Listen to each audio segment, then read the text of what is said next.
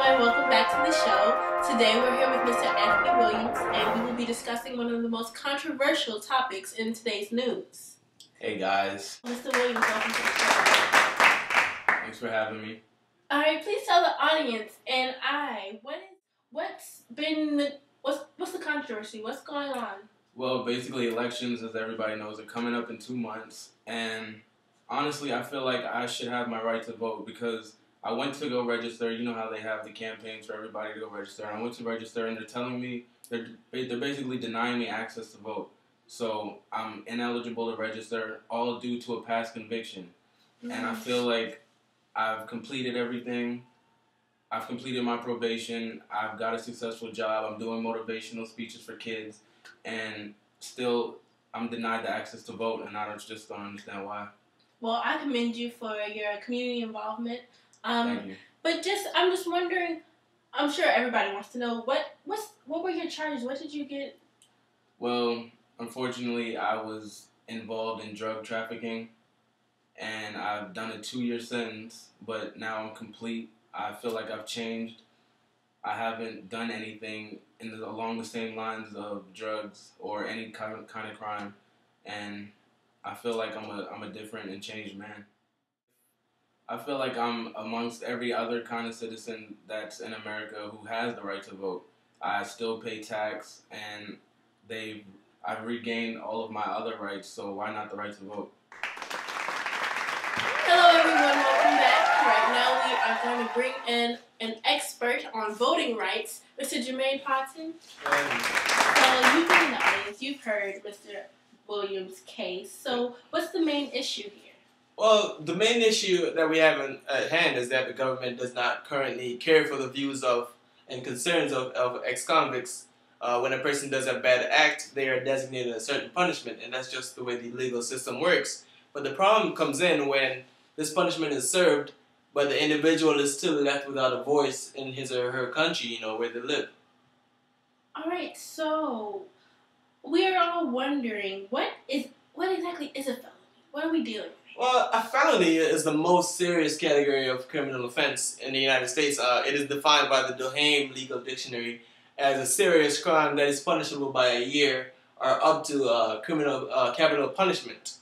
And actions that count as felonies include murder, burglary, serious drug crimes, rape, racketeering, and actions like these. The most serious, top of the top criminal offenses. So, in this case, we're worried about voting rights. So how does a felony affect those rights? Well, the thing is, one of the biggest drawbacks of having a felony to one's name is their subsequent inability to vote, as we see in Mr. Williams' case. In most states, ex-convicts are denied the right to vote while on parole or even indefinitely. The group most affected by such laws is African Americans. And a very famous writer, Gregory Palast, stated that in the entire America, 1.4 million black men with served sentences can't vote, and that amounts to 13% of the nation's black male population. And this might not be designated as a racial issue, and I don't want the audience to think that, but it is one of these things that just needs to be fixed. And the key phrase in Mr. Palast's statement is served sentences. And the thing that most people want to know is, why should it be that people who serve their sentences are still being punished? And this is clearly an unfair aspect of the United States legal system. Okay, so how widespread is this? How many states are stopping people from voting? Well, that's a good question. In the United States, a majority of the states prohibit people from voting if they are incarcerated or on parole or probation. And in my opinion, there is justification for a person not to be able to vote while incarcerated, since they are being punished, and you don't want them to have freedom and punishment mixed up. If you're being punished, you're being punished. However, it's unclear why 35 states, including Maryland, do not allow people to vote upon their release from prison. And Maine and Vermont are the only 2 states that allow people to vote from prison. While in Alabama, those who are convicted of murder, rape, incest, and treason are not eligible for reenfranchisement at all. And in other states, a formal pardon from the governor is required for ex-convicts to regain the vote. What basis are voting restrictions made? Well, there are many different interpretations of why ex-convicts are denied the right to vote. However, one that is of central concern is that they have forfeited such a right in virtue of committing a crime. And according to George Milanoa of the International Debate Educational Organization, banning prisoners from voting is part of a package deal of measures that exclude prisoners from normal society. This exclusion is supposedly for the sake of punishing criminals to the point where they regret their actions. However, it seems intuitive that being behind bars for the length of time specified is enough of a punishment. If that is not the case, then what we have is that the legal system should be revised and to formulate and facilitate this stricter, version of punishment that they're trying to implement. So, but if they're trying to just make them feel regretful of what they did, why is it wrong? Well, a lot of people might think intuitively that, it's trying to get them to feel regret, so there's nothing wrong about it. But it's wrong on both a moral and a legal level for states to prohibit ex-convicts from voting.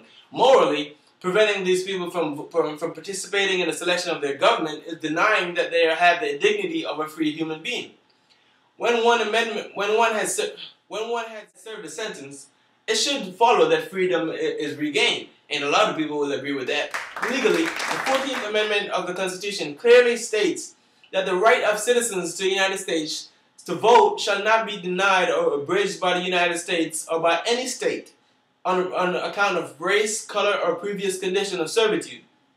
This condition of servitude here should be interpreted to encompass prison sentences. And when one is free of their punishment, they should automatically regain the vote.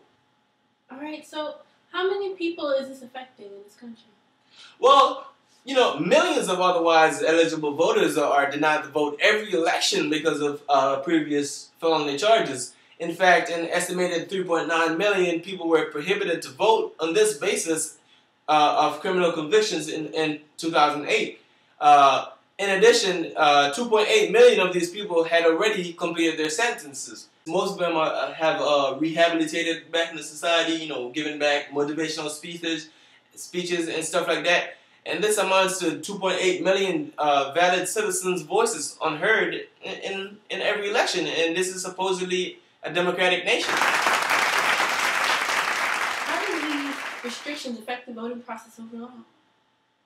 Well, the prohibition of ex-convicts to vote affects the voting process since there are millions of otherwise eligible voters who are simply denied the vote on these terms. And with such a big part of the otherwise voting eligible population not being able to vote, elections can swing dramatically in one way or the other. And in addition, the significant presence of minorities on the list of ex-convicts who are denied can greatly weaken the voice of minorities as far as government selection goes in this country.